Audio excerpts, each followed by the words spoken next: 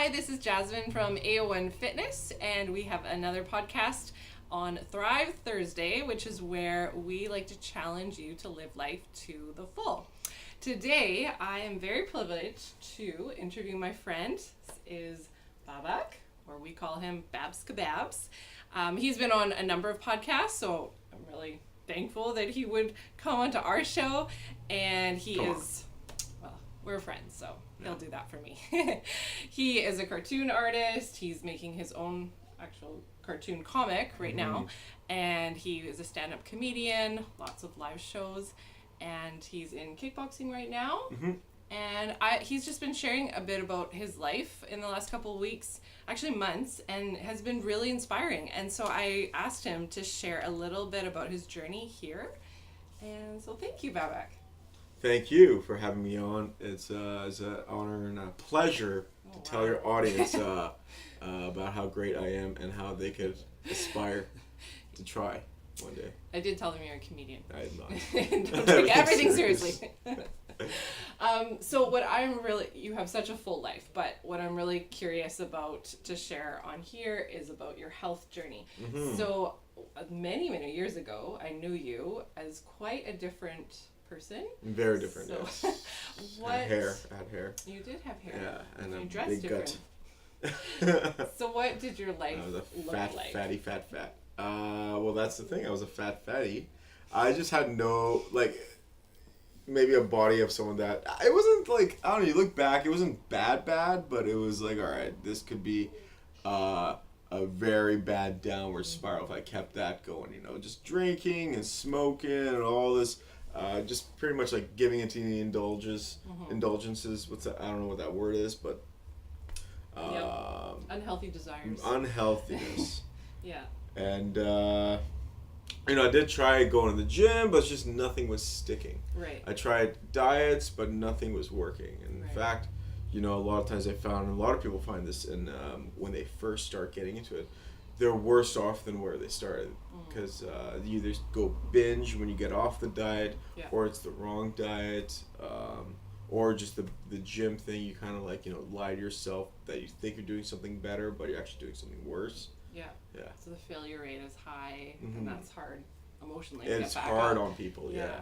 Let's just backtrack just a tiny bit. So what actually, when I first met you, you were super happy, just excited with your party life, and eat whatever you want. Why would you not? So what was it, the turning point that made you? I got bored of it. That's the thing. Okay. Yeah. I did. Went to all the parties, had a great time, ate all the foods, whatever I wanted to do. Yeah. But in the end, you just got bored of it. I needed. It's weird. Discipline. I had no discipline. Discipline. That's a good word. Is what I needed to find a bit more fulfillment. Okay. It isn't reaching fulfillment. Isn't maybe going out and experiencing everything. It's actually maybe telling yourself, hey, you're not going to experience that today. And instead, you're now building maybe a building block inside yourself, a certain fortitude. I don't know. Right. I don't know if that makes sense, but that's kind of what I've been finding my own fulfillment lately is developing better self-discipline. That's great. Yeah, absolutely. I totally agree with that. And was there anything that kind of woke you up, a health scare or something? Well, my dad had 2 heart attacks, and all his brothers had heart attacks. Oh, wow. But they had very stressful lifestyles, and I just started looking at them. I'm all right, that's not good. And I reached 250 pounds. Okay. And I was okay, this is, I can totally see myself. Yeah. By the time I turn 40, I'll have a heart attack. Right. And so what happened was I was in a lot of sales jobs that took a lot of time away from my life, and I left those jobs. And I got to an easier going career, but then I found, wow, I have a lot of free time. So why not do some positive things with my time outside of work? And it was good because it was in my late 20s. I was already bored of parties. I'm not against parties, but it's just it's a young man's game. After a while, just move on with your life, find something new to do. And I did. Healthy parties. Yeah, exactly. I have healthy I parties go all to the time. sleep early. It's great. Yeah. Okay, so you tried your own, I need to get in shape, I need to get healthy, whatever that meant to you. You didn't maybe not know a lot about that at that point? Well, I just didn't. Yeah, I didn't even know. Like, what a cool thing I did. One of the first things before I joined this gym, and we'll talk about the gym, is I called. Some people say call 411. I think it's like the nurse or something, right? Oh, yeah. So I called that. Okay. And then they're like, oh, what's your diet? And I told them my diet. I'm like, yeah, I'm trying to eat healthy. And everything they're saying, like, that's not healthy. That's all carbs. I'm like, oh, I thought it was like, no. Oh. So that was the first thing. I've never heard of someone calling the nurse's hotline because they needed help. So it just says, if you want to get that, call them. And so then there's that. And then I always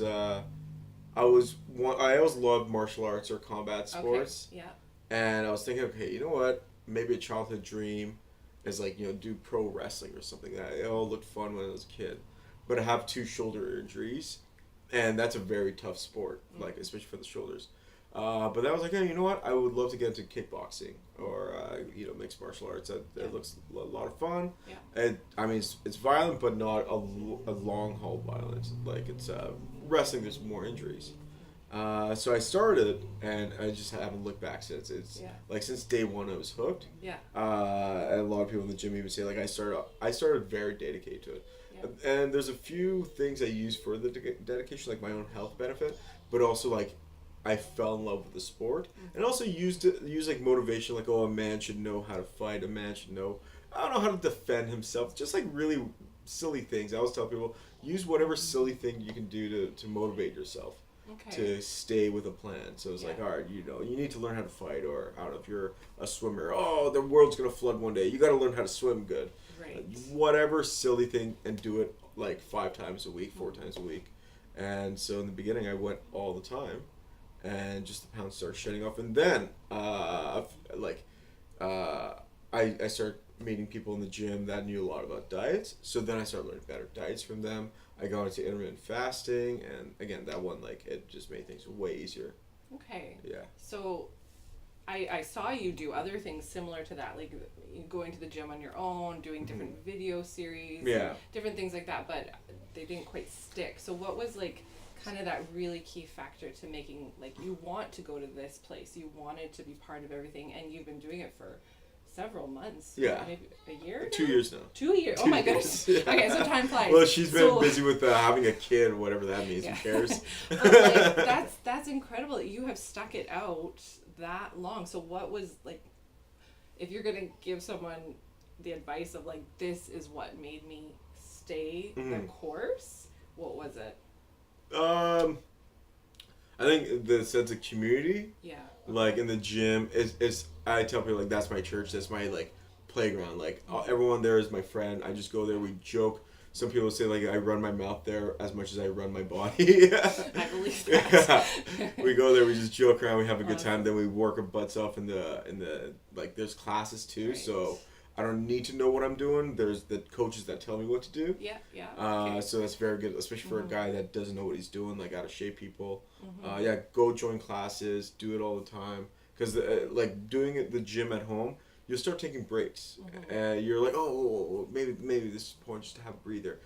And you go too soft on yourself. Whereas the gym, you don't take a break. You just keep going. Right. And then your body actually, before you know it, adapts like that.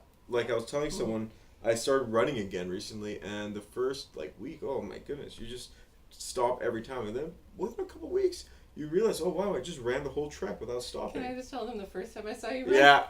The first time I saw Babak try to run, he was in sneakers with holes in them, jeans with holes in them that were like sound like that.